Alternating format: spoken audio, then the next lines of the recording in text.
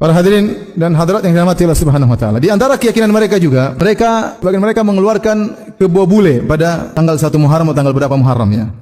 Ya, kebo bule keluar dengan anak-anaknya, dengan istrinya, dengan selirnya mungkin ya, kemudian keluarkan. Kemudian orang-orang berebut-rebutan untuk mengusap kebo-kebo tersebut. Kemudian sebagian mereka memperebutkan kotorannya. Kalau dia dia beol, dia ambil kotorannya, ya, dianggap sebagai keberkahan. Dan ini adalah kesyirikan ya, yang dilestarikan. Kesyirikan yang dilestarikan. Ini tidak boleh. Ini tidak boleh. Bahkan mereka namakan kebo tersebut dengan Kiai Selamat. Saya pertama dengar, saya kira ini manusia. Ternyata apa? Kebo. Ya. Kebo bule disebut dengan Kiai Selamat. Ya. Sejak kapan orang bule dihormati lebih daripada orang pribumi? Ini kebo bule saja dia, karena putih makanya disebut dengan apa? Kebo bule ya. Tetapi ini tidak benar, ini adalah kesyirikan dan ini sudah ada sejak zaman jahiliyah.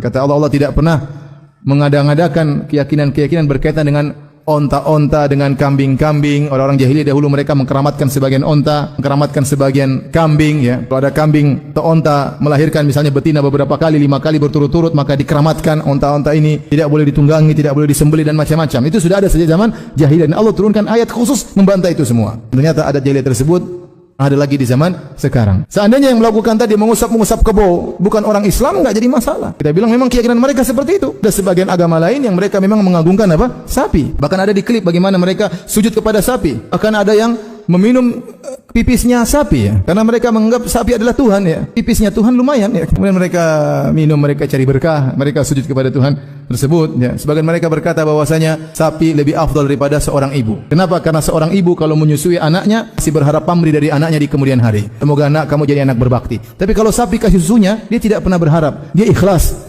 ya, tidak pernah berharap.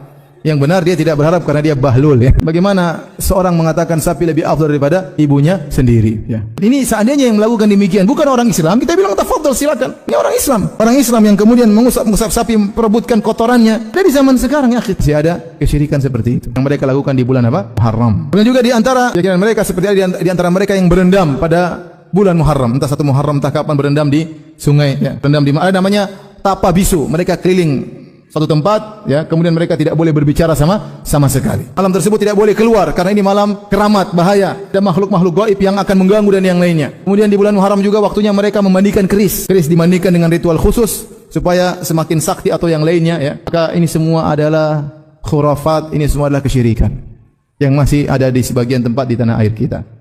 Berkaitan dengan apa? Bulan Muharram. Oleh karenanya yang benar bahwasanya bulan Muharram kita dianjurkan untuk banyak beribadah, terkhususkanlah puasa di bulan Muharram, terutama pada tanggal 10 Muharram. Itu yang benar, sunnahnya adalah demikian. Adapun ibadah yang lain silakan, tidak ada ibadah khusus, tapi silakan Anda beribadah dengan ibadah-ibadah yang mutlak.